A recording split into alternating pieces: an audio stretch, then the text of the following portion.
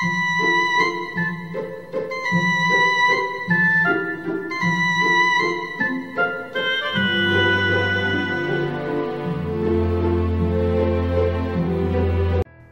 you have not yet heard about the NASA breaking news on March 15, 2018, then you better put on your wetsuit and start surfing the web. NASA just announced that after only 1 year in space, 7% of astronaut Scott Kelly's DNA has changed. How do we know this? Well, Mr. Kelly has an identical twin brother, Mark. Well, you may have to give NASA credit for releasing this information because they may scare the many enthusiastic would-be space tourists. But maybe it is a smart move for NASA to scare away competing countries and companies so they can continue sending their cowboys to space. You can't blame them in this economy. Who wants to give up their government pension? But that means NASA has to send their own astronauts to space, risking their lives and DNA. Can you imagine now how much they have to pay for insurance? So what happened? What got changed? What does this mean? Of course, you can continue surfing, or you can let me share my crazy theory with you. First of all, how big a DNA change is 7%? Well, it took 3,000 years for humans to change 7% of our DNA while living on Earth, according to Answers.com. And listen to this. According to DailyGalaxy.com, human evolutionary change has been 100% times higher in the past 5,000 years. Which means until 5,000 years ago, it used to take 300,000 years to make the 7% change. So, what is the 7% so-called space genes that changed? Well, basically in 5 biological pathways and functions.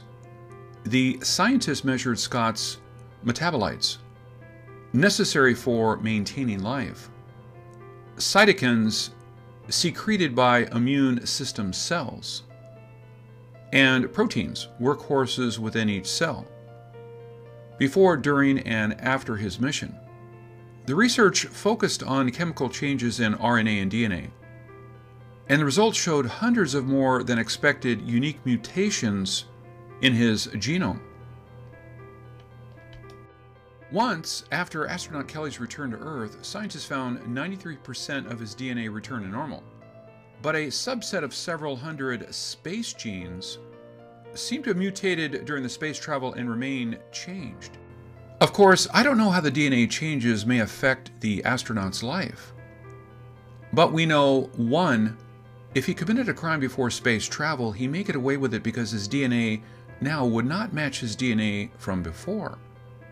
2, he is quite lucky to be allowed back to Earth. NASA could view him as a mutant and quarantine him. A 7% mutation may not be bad enough to make him an X-Man. But if NASA wants to be 100% sure, they could have detained him. 3.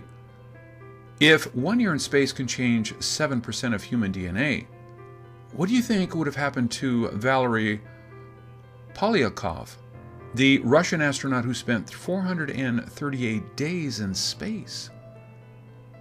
Actually, he looked quite different before and after the space mission. Hopefully, it is only due to aging. As a serious self-taught researcher, I don't think we should jump to conclusions based on only one case. But it must be difficult to find another astronaut with an identical twin. Well, if scientists wish to do more thorough research, they can do it to any astronaut. They just need to map their DNA before and after their space mission. Although we don't have an Earth twin to compare. But I guess 0.002% DNA change is expected to happen on Earth based on a 7% change over a 3,000-year record. This way, we can track everything.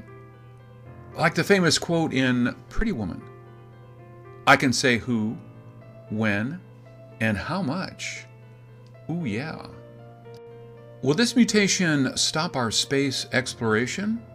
No. And it would not stop aliens from visiting us either. However, we must approach with caution. Can you imagine what will happen if our billionaire space tourists find out they can't open their safety deposit boxes because their fingerprints or eyes have changed? Let's think from another angle. If DNA can change so much during such a short space mission, how can we know for sure the astronauts coming back to Earth are the astronauts we sent? Maybe aliens made a bad copy that is 7% off from the original. Although I'm just kidding, we can't rule that out, can we? This is Ken Peters. Thank you for watching.